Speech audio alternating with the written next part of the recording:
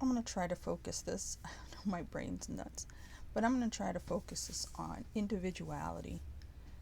And um, in all this stuff I'm talking about with groups and people putting labels on themselves and everything, I don't think that is an accident. Um, all the great times in history, people were individuals, like in the Renaissance and things like that, or in the 60s or whatever, when there was great artistic endeavors and things, there were people wanted to be as individual as possible and find themselves and create art and just be original. You know, when you think of the great minds or the great people or whatever, you don't think of that. I mean, some of them were in a group, you know, but then they left the group. Let's say like John Lennon or Michael Jackson or, you know, anybody like that. But then if you think of great scientists and people like that, they were on their own. Any great leaders, they were individuals. Yes, they had groups that followed them, but they didn't need those groups to tell them what to do. They didn't need people to, um, they didn't have to do this, we're all in this together thing, you know. And I feel like over the last, I think it kind of happened, honestly, going back to the 90s, we started away from everybody being an individual, trying to be original and stuff like that, or people waving their freak flag, as I've said, to trying to, you started hearing community this, community that, you got to be part of community, and the community. If you really go into that, you realize it's a bunch of crap. You know, most people in a group, the group they care about is their family, if anything, and then even within families, you know, how much people really care about each other is questionable. So, and you see, like the messaging was always like that, like even movies like Coco, where, you know, you die, and then but your soul or your existence or whatever doesn't cease to be until your family forgets you. Like I guess it's Mexican. I think it was Mexican. I guess maybe that's something that is a tradition where the family has to have pictures and stuff like that. You know, and if nobody, I don't know if it's like candles or put something for the family member. Once there's nobody left to commemorate them, like their soul just goes poof. That's how it looked in the movie, anyway. And in things like Game of Thrones, you kept hearing that from the Starks, you kept hearing that the lone wolf dies, but the pack survives. And I hated that. I mean, I love the show, but I hated hearing that all the time because I've always been a lone wolf. I'm not saying that I survive on my own. Nobody does. Okay, so there's that. The societies we live in, you have to. I mean, obviously, you have to get water from the water company, stuff like that. You know what I mean? But I'm talking in terms of this idea that is being drummed into people's heads that you need a group, you need to belong to a group, you know, because that to me makes you conform. Now, if we think back to the Starks, spoiler alert, which isn't a very big spoiler, but the fact is, the Starks that did survive went their own path. They did not stay in a pack. Um, you know, they all went in completely different directions. And for most of the show, the ones who did survive, they were nowhere near each other. They were in completely different areas. The one went on a complete journey, the complete hero's journey to become the hero in the end and save the day. And the reason that happens is because they had to find themselves by themselves, and you know what I mean? So the whole idea, they became who they were and they became great and they fulfilled their purpose because they were individuals. They had to learn on their own. And but if you just heard the words, you would think, oh, the pack survived. But in reality, they were all on their own for most of the time. The pack, which could have been one of the other families, didn't do so well. You know, those families kind of went away. But um so when, like I've talked already about people having to be in one political pack, you know, and people trying to be in gender packs or race packs, because everybody seems to be forcing themselves into a group, and I believe this is wrong, because then you're not being yourself. You're having to go along with what the group is saying because you don't want to be cast out. If you believe you need the group to survive, and then you do something wrong, or you say the wrong thing, you're going to be cast out, and then you're going to be on your own, and how are you going to survive? And I'm not talking about food and water and stuff like that. I'm talking about just for your own personality and who you are as a human. And we're all going to drop dead eventually, but I mean who you are in the time that you're alive, and whatever growth or awakening or whatever, that's going to be you on your own. Like I said, I watch a lot of the weirder fruity videos, and one of the things that is annoying me about these is there's a lot of them that talk about how you have to find your soul tribe, or you have to find some kind of spiritual community and stuff like that. And I'm like, if anything, that to me, or oneness, we're all one. I hate that. I know that's a big thing in certain ways of thought, but look, we're all one in that, yeah, we're all a bunch of molecules, and in terms of energy, there's a collective unconscious, and we're all one, a collective unconscious. Now I forgot, but you know what I mean. There's the collective, which is, yeah, if we all go back to being stardust and we're all up in the sky, then yes, in that way we're all one. And if I knock something over, that sets off, so in that way we're all one, but we're not one homogeneous glob, because we have to be individuals. We wouldn't be born as single solitary people for that reason. We wouldn't come here alone and die alone if we were meant to all be locked in together, locked arms, just moving as one giant, I don't know, mass of stupidity.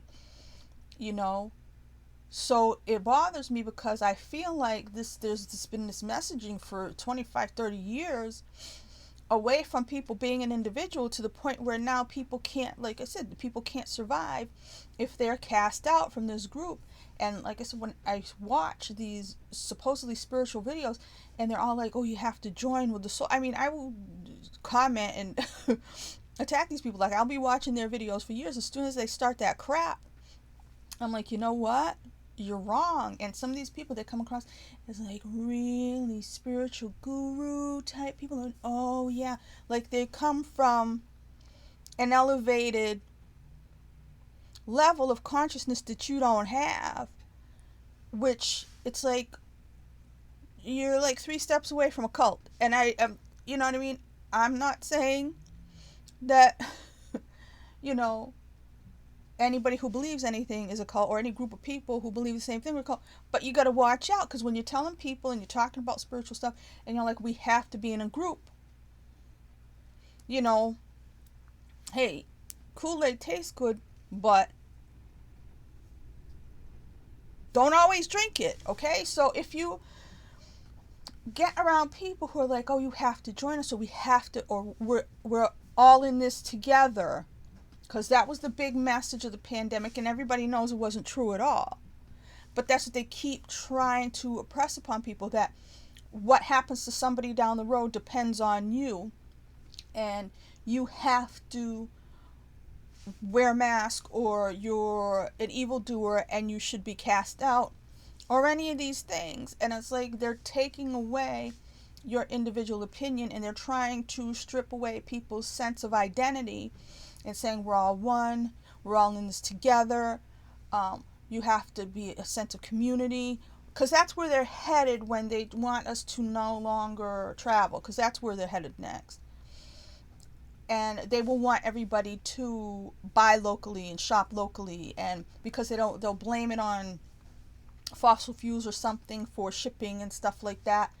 So they'll say, oh, well, they'll 20, 30 years on, they'll want everybody to be shopping from a local farm, and walking everywhere, which I got no problem with walking and stuff like that. But when you're just um, around your community and the same people all the time, it's like a cult. You can't think for yourself. I mean, if you go watch a movie or a documentary about like gangs like the Bloods and Crips, those people are like that because they've been indoctrinated from their neighborhood, and they never leave a very small area of so many blocks. They never leave that. That's why they don't think there's a way out, or they don't have to be in a gang, or that there's a whole world out there. And I worry that when it's coming from so many different angles, like this group thing and go along and family and community and stuff like that, there's nothing wrong with having a family. Just that you have to have one, or you have to be part of a group, or that you have to be part of a, political party or something like that. Or, when people say vote blue no matter who, that kind of limited, we must act as a herd. We must have a hive mind in order to succeed, in order to survive. That's when you will start saying, okay, well, this person isn't with us, then they're against us. And that's going to happen if everybody ends up being in groups. And if everybody decides we're all going to be in groups, then the individual is going to end up like, Clint Eastwood in the movie where, you can't go into a saloon without getting challenged. And, who the hell do you think you are? Who's this guy? Who's this outsider? You're not welcome in these parts, And I don't think people want that. I could be wrong. Most people could want the comfort of a group and to feel happy to be in a tribe, if it means they have to kill the other tribe. And if they're in a gang and it means when the gang calls on them to kill somebody from the other gang, they're going to go do it. Or you know what I mean, just to, even though they never want to kill anybody, just because they feel the need to be in that gang. That's a problem. And it's that whole kind of mentality, that kind of cult mentality, group mentality, race mentality, whatever, of we need to stick together. There's a safety in numbers and all that.